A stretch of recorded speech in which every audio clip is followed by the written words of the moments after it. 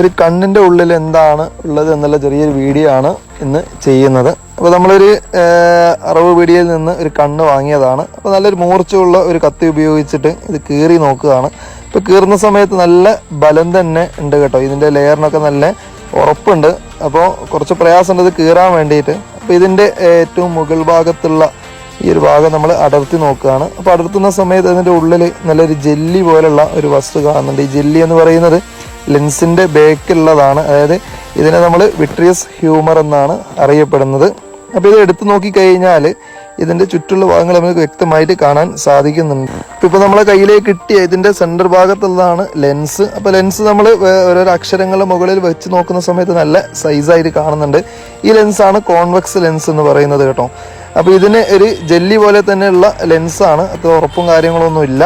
അപ്പോൾ വളരെ നല്ല രീതിയിൽ തന്നെ നമുക്ക് വലിയ അക്ഷരങ്ങളായിട്ട് തെളിഞ്ഞ് കാണുന്നുണ്ട്.